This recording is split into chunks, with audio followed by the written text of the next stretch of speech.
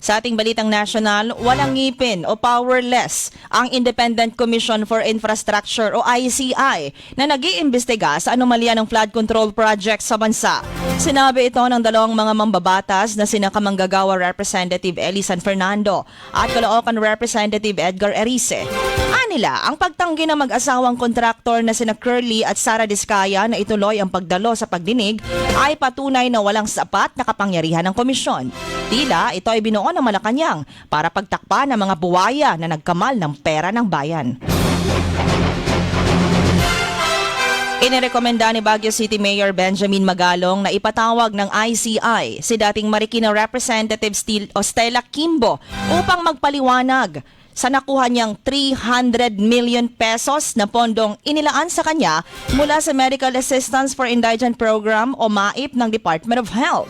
Inamin ni Magalong na nagulat siya nang makita ang isang dokumento na nagpapakita na may malaking halagang inilaan kay Kimbo, dahilan upang questionin niya ang pagpatas na pamamahagi ng MAIP funds.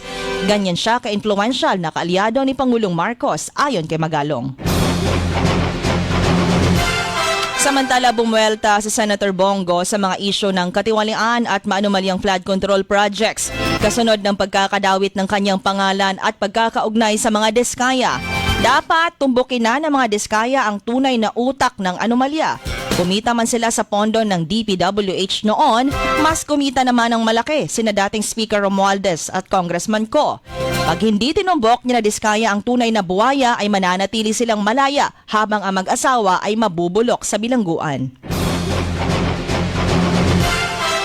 Marami sa mga tauhan ni DPWH Secretary Vince Dizon ang may kaugnayan sa mga kontraktor na sangkot sa flood control anomaly.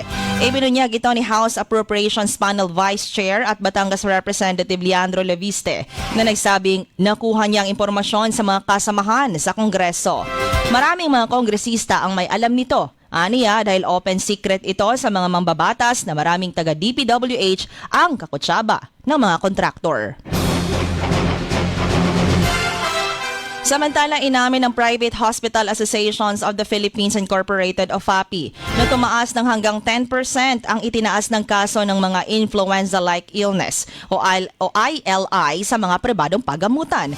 Mula pa noong nakalipas na buwan na italanan ng private hospitals ang pagtaas ng bilang ng mga pasyenteng magkatrangkaso, sipon, ubo at lagnat.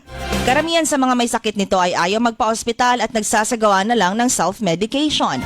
Pinaalalahanan ang may ILI na gumamit pa rin ng face mask kapag nasa lugar na maraming tao.